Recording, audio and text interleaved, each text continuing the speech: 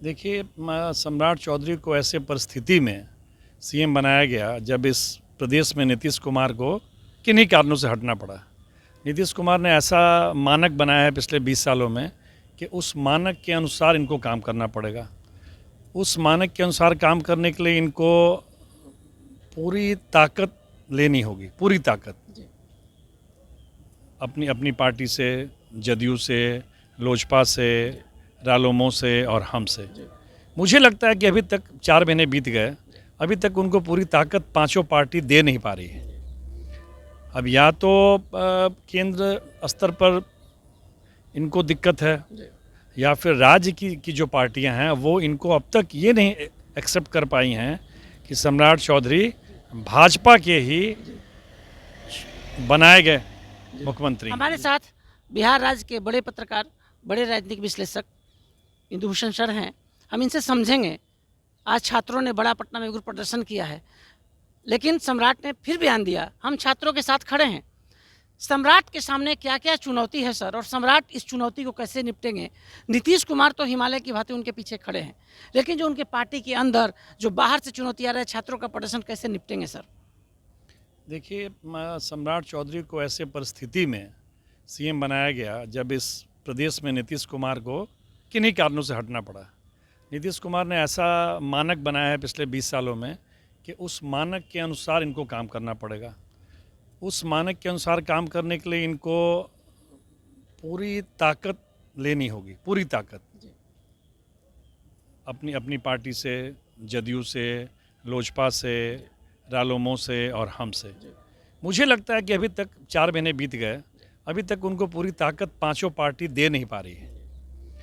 अब या तो केंद्र स्तर पर इनको दिक्कत है या फिर राज्य की जो पार्टियां हैं वो इनको अब तक ये नहीं एक्सेप्ट कर पाई हैं कि सम्राट चौधरी भाजपा के ही बनाए गए मुख्यमंत्री हैं। भाजपा को जदयू से खास दिक्कत नहीं है, जो मुझे दिखता है। भाजपा को दिक्कत सम्राट जी को दिक्कत भाजपा से है। भाजपा के जो उनके पुराने सहयोगी हैं, जो उनके साथ बीजेपी में काम करते रहे हैं, वही उनको नहीं पचा पा रहे हैं। बड़ा संकट ये है। और उन नेताओं के इशारे पर जो लोग सम्राट चौधरी को नहीं पचा पा रहे हैं, 2 सहयोगी दल रालोमो और लोजपा आर भी सम्राट चौधरी के साथ चलने को तैयार नहीं है, मुझे लगता है।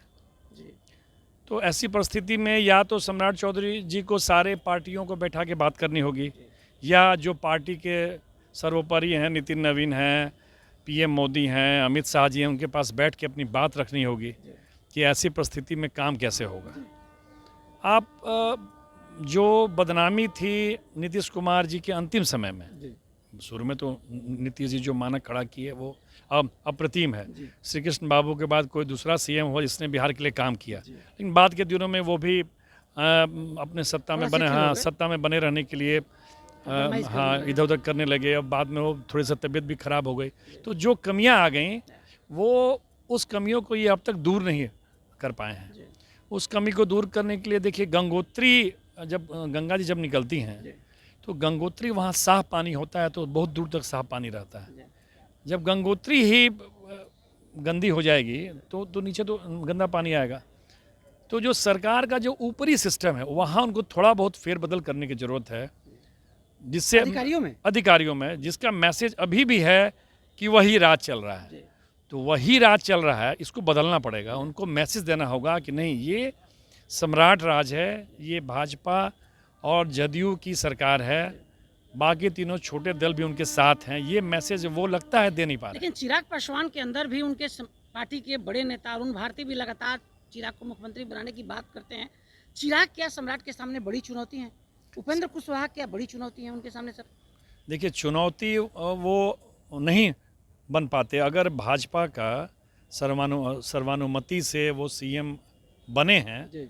जिन लोगों ने बनाया है, अगर वो लोग साथ हो जाएंगे तो फिर कहाँ चिराग और उपेंद्र कुशवाहा की क्या बिसात है। लेकिन जब अपने ही परेशानी खड़ा करेंगे तब जब आपके घर में फूट हो जाएगा, जब विभीषण फूटा तब रावण की जो दुर्दशा हुई वो पूरा देश पूरा विश्व जानता है। तो वही दिक्कत है, अपने ही लोग लगे हुए हैं कि कैसे ये सरकार ढंग से नहीं चले। कैसे निपटेंगे सर, क्या लगता है, क्या उपाय आप उनके सामने देख रहे हैं, क्या वो करें तो बेहतर उनके लिए होगा सर आने वाला समय? देखिए, उनको तो सबसे पहले जो उनका केंद्रीय नेतृत्व उसके पास पूरी बात रखनी होगी, क्लियर कट, कि या तो आप मुझे शासन चलाने दीजिए जी या फिर आप मुझे हटा दीजिए। दूसरा, जो सहयोगी दल हैं उन लोगों से बात कर क्यों वो लोग खफा हो रहे हैं, किन इशू पर उनको इनसे मतभेद है, वो सब दूर करने होंगे। और ये मैसेज देना होगा कि जो 2005 से 10 के बीच में जो सरकार थी बिहार की, कानून व्यवस्था वाली सरकार, वो माहौल लौटाना होगा। वो माहौल अभी तक लौट नहीं पाया है। तो जब तक वो माहौल नहीं लौटेगा, एक तो माहौल ये जा रहा है कि राज्य में बाहरी निवेश आएंगे, ये तो ठीक है, निवेश आएंगे, लगातार कह भी रहे हैं। लेकिन अभी भी जो असल इशू है बिहार का कानून व्यवस्था, उस पर कहीं ना कहीं पकड़ ढीली हो रही है।